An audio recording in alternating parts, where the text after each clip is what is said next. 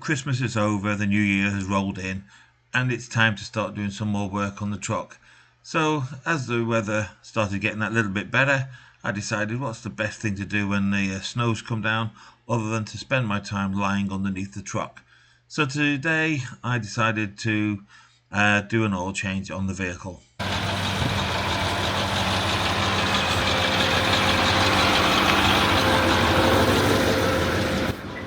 So the first thing was to, after having left the engine running for quite some time to heat up the old oil, was to put some engine flush in.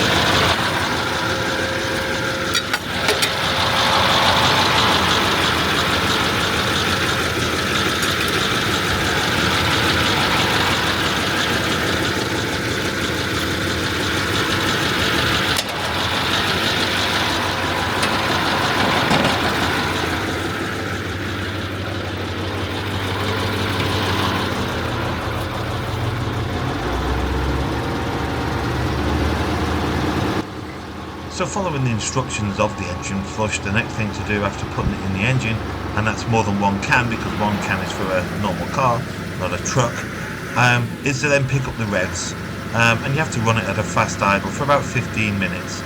So I hit the accelerator just with my hand initially, just to make sure it wasn't doing anything untoward, and then off camera I just used a stick braced against the seat to just pick the revs up a little bit, and just left it running for about 15 minutes just to get nice and hot with that engine flush in place.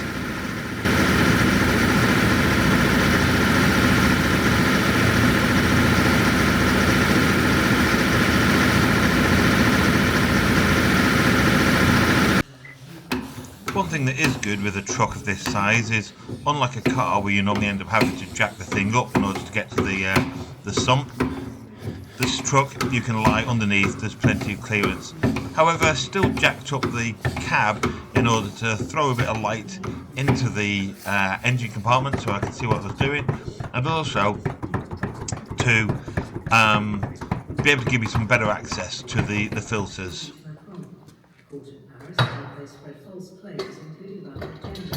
Most were given suspended sentences of up to 8 months. Correspondent Hugh Schofield reports from Paris.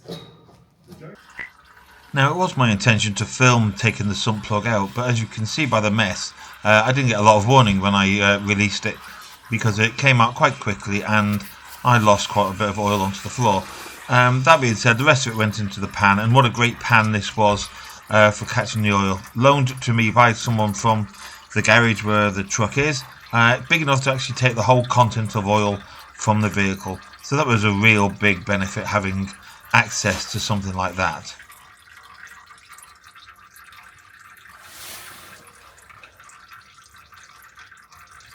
So leaving the oil to drain out the sump plug, it was then necessary to get over and have a look at those filters and work out how to get them off.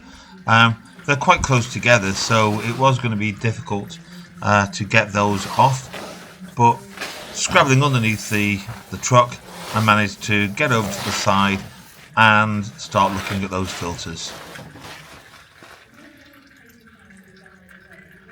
As soon as I saw the filters and realised just how close together they are, I realised I was probably going to have difficulty using a normal chain version of a filter remover, but I thought I'd give it a try anyway.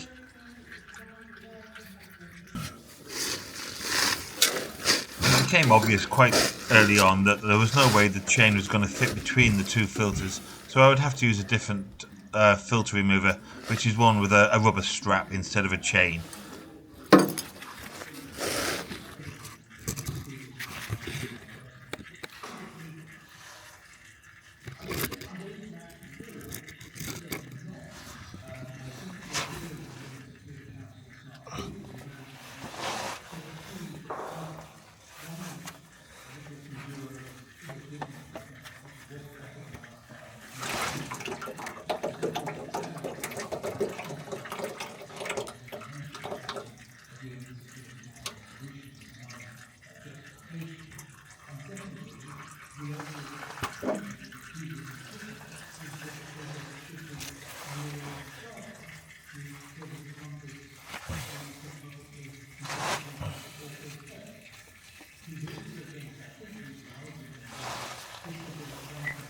In an attempt to not get covered in oil, at least over my hands, I decided to wear gloves. The big problem was, as soon as I got oil on my gloves, I lost complete grip. So you can see the fun and games I had trying to get this filter off. You can tell that it's not tight in any way, shape or form, but I just had no grip with my gloves.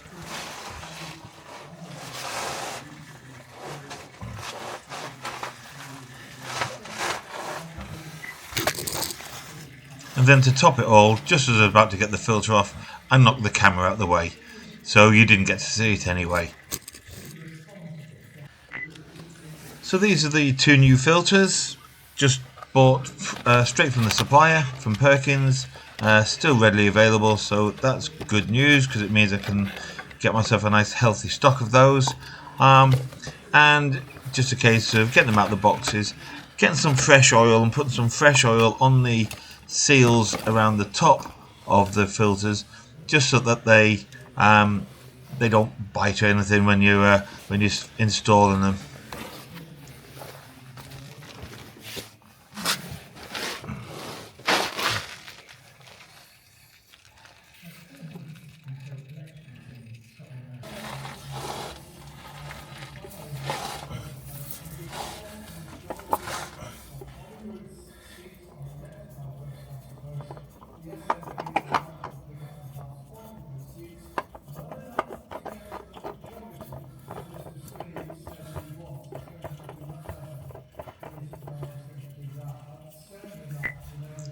Putting the new filters on, nice and simple really, just offer them up, just spin them on, and then just ever so slightly tighter than hand tight.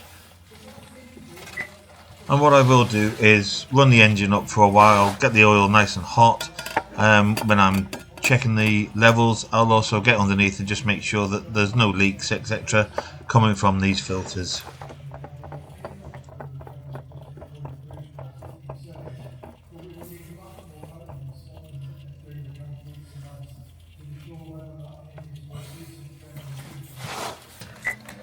So I say just simply top up the oil. Yes, it takes 20 litres, so that's 4 cans of oil at 5 litres each. And I'll tell you what, the oil that this vehicle takes is like treacle. It's golden film oil is probably one of the best ones I've been advised to get. Oddly enough, get it from B&Q. That's not an advert for B&Q at all, but strange place to get oil for a fire engine from. But hey, they hold it, and the reason we go there is because they sell it remarkably cheaply. However, it is 20 watt 50, which for anybody who knows about oil would know that this is very, very thick oil, and it took an age. In fact, it probably took the best part of an hour to pour that 20 litres of oil into the engine. But eventually we got it in there and everything was done, and it was a case of just checking the dipstick, making sure that we had all the oil in there, and then it was ready to be done. Start the engine up and away it went.